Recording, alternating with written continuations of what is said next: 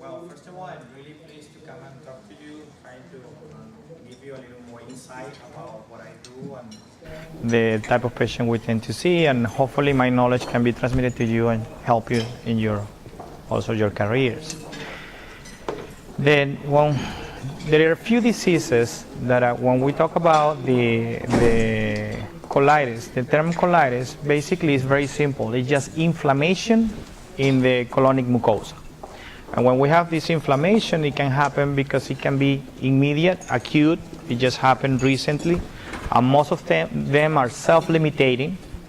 And few of them require treatment. And then once it's resolve, and then they don't have any problem anymore.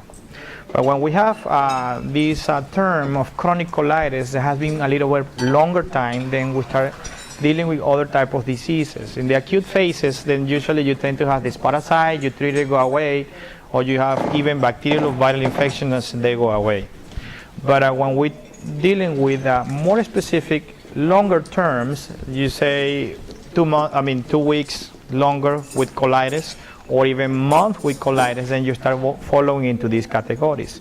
So the topic today is just focusing about inflammation that has been for a longer period of time, and also the differentiation. I'm going to focus today in something that we call ulcerative colitis. I'm not talking about the whole spectrum of Crohn's colitis, but just ulcerative colitis, just a part of the IBD family. Give me a second.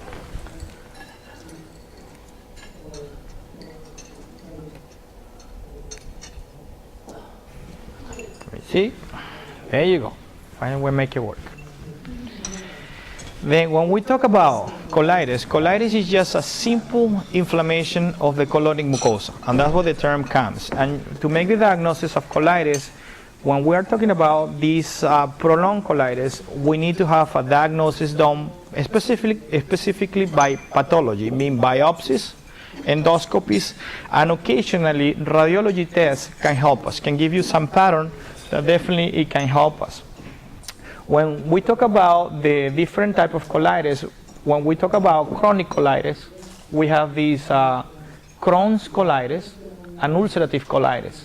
There is another term that we use, and probably you will see it when we evaluating your patient, that we use the term indeterminate colitis. And what is indeterminate colitis is at the beginning of the stages, we don't have the full spectrum of this is a Crohn's colitis or this is a ulcerative colitis.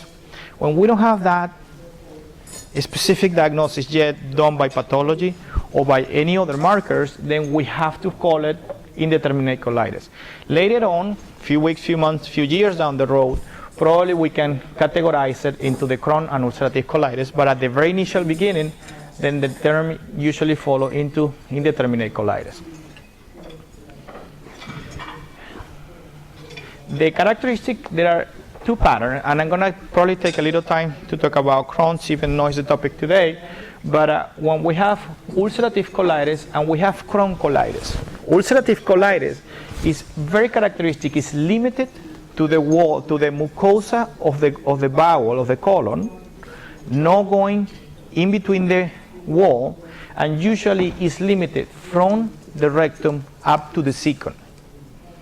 And that's the characteristic of ulcerative colitis. But when you have Crohn's disease, the inflammation can go not only in the mucosa, in the first layer of the colon, but also you see it in the submucosa and even the serosa. And occasionally you have a very characteristic pattern that when you see it in colonoscopy, you can pretty much make the diagnosis. And there is something that we call a spur colitis. You have inflammation in the rectum, then an area that is perfectly healthy, and then you have inflammation again. If you have this pattern when you have inflammation in one area and then in another area, basically that's very characteristic of Crohn, even you don't have the full findings yet. The indeterminate colitis mentioned before is when you have this initial inflammation, and then you have these symptomatic, let's say colitis, rectal bleeding, abdominal pain, fever, and then you start doing the workup, and then you don't find these specific changes in the pathology slides from colitis of Crohn or colitis coming from ulcerative colitis. And then they fall into the specific category that we call indeterminate, meaning that basically we have to wait to have the formal diagnosis. The characteristic of epidemiology, the epidemiology of these diseases, we call IBD colitis, we tend to see it more commonly in developed countries. And why is that? We believe is because in most of the countries, in the developed countries, we have better way to make the diagnosis, and then we have better way to report it.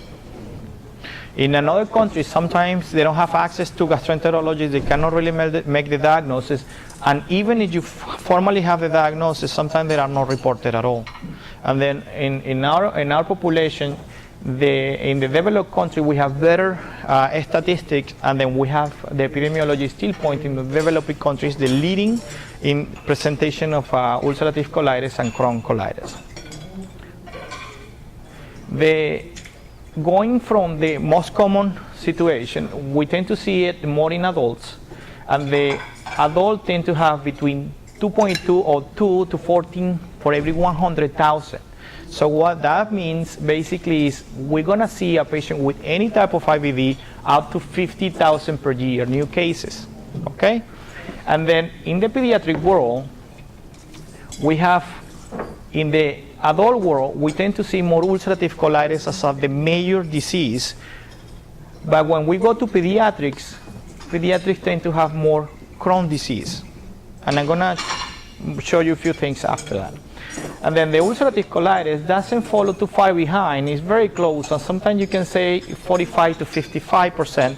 So it's very close, about, let's say, quite even, but it's still leading for the Crohn's patient having colitis. United Kingdom and Ireland, the incidence is a little higher than the lower part that we have here, but lower than the higher incidence area. So you can see the 5.2% for every 100,000. So it's still a pretty common disease in other countries. In United States, we have the ulcerative colitis or the Crohn's. The incidence change, and then we tend to see these diseases at the beginning. Let's say 20 years ago, there were areas as a Minnesota, and Minnesota has been characterized to be the highest incidence of Crohn's and ulcerative colitis. That was 20 years ago, and it still is. But what happened after we have this number, we see that the IBD incidence is increasing throughout the United States. And even in low areas that we consider to be protected, we start seeing these patients with IBD patterns. And the characteristic is in the last 20 years, if you talk to any gastroenterologist from adult or pediatrics, and you say, do you see patients with Crohn's in the south part of the United States, or do you see patients with Crohn's in Latin American population, we say, no, we are protected. That's not true anymore, okay? Because we are seeing more patients with Crohn's and ulcerative colitis in the south part of the states, okay? And also, we see it in Latin Americans too, from Mexico to Venezuela.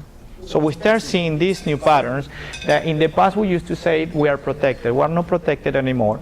And there is no specific reason that we can blame any change that we can say this is the one that is inducing the problem.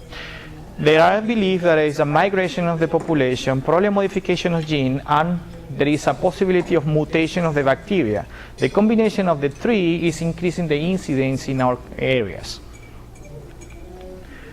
When we continue in the epidemiology, Crohn's disease in pediatrics is still a little higher in the incidence compared to ulcerative colitis, but as I said before, doesn't follow behind, or way behind, very close. And then this IBD, we tend to see it more frequently in males. The boys tend to have ulcerative colitis more commonly than females. And then the age distribution, and this is something that probably you should take home.